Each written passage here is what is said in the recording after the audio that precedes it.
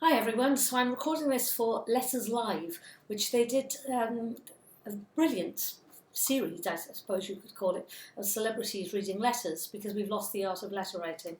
So they now have hashtag read a letter for ordinary folks such as myself. So I'm here in New York City actually. So I'm doing a letter for our fantastic governor, who I think is doing an amazing job. And this is my letter to Governor Andrew Cuomo. Dearest Andrew, are there any circumstances in which an engagement ring could be classed as an essential service? It's one of the many things that's been worrying me during this pandemic lockdown as I plan our marriage. Yes, I know I'm very far down the line in a long queue, but I'm very pushy, and I've seen enough horror movies to know how I can get to the front of the queue that much more quickly. Yes, like so many others, I've been Googling you. Is Andrew Cuomo single? Is Andrew Cuomo straight? Can I even pronounce his name? Does Andrew Cuomo like short Welsh women who have their own green card? Actually, it may be just me on that last one. Every day I sit in front of my TV screen among my bridal guide magazines, waiting to be soothed and comforted by your dulcet tones and your calm, considered delivery of facts. I'm so proud to be living in this state with my fiancé. No, I know you don't know it yet, but it's a minor point. You've captured not only my heart, but that of the entire state and many of the countries too. You're so smart, knowledgeable, unfazed when we're all on the precipice of hysteria. Empathetic, sympathetic, genuinely caring. You are, in short, everything a president should be. It's just a shame that you're not. But at least you're there for us.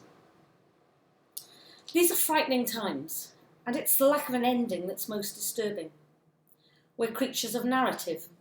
We enjoy a beginning, middle, and an end. Hence the popularity of fiction, whether it be in books or on the screen. We spend time second-guessing the motivation of character and outcome of plot. Even though soap operas are ongoing, storylines are designed to build suspense and high drama before reaching their inevitable conclusions. Every day brings more news of worse coronavirus cases, more deaths, optimism followed by despair, currency boosts followed by downward turns. We have no ending in sight. The plot thickens and thickens. Despite talk about light at the end of the tunnel, there are days when those lights seem nothing more than those of another freight train coming towards us. We're blinded by the lack of light. What do? We carry on, because we're human, because there's no alternative. The cliches roll off our tongues. It is what it is. What will be, will be. You never know what's around the corner. With you, we look to the light in the tunnel, not at the end of it, because at present that's all we know. We take refuge and joy in the arts, and if ever there was a time to count our blessings in the creativity of writers, musicians, painters, every artist in every field, this is it. And we give thanks for the light that shines more brightly than any other, that of our healthcare workers, putting their lives on the front line every day to save others. I could never do it. I genuinely don't know how anyone does.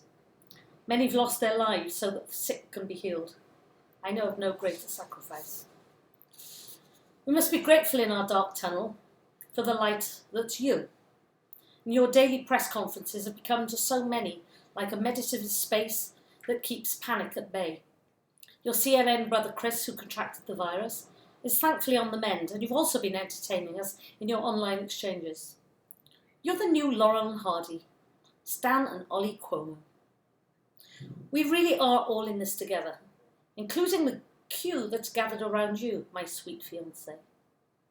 And you have emerged a real hero for our times. One thought. Please stock up on Clorox for our first dance at our wedding reception, as I still won't be taking any risks. Yes, of course I'm thinking ahead. What about when the pandemic's over?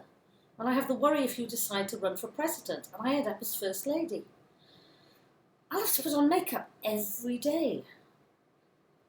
And what if you're assassinated in an open-top car? Funeral black's not really my colour. And will there be Clorox in the glove compartment? Sometimes, Andrew, I think I worry too much. I'll sign off now, as I have rings to choose, invitations to write, a reception to plan. Your loving fiancée, Jackie.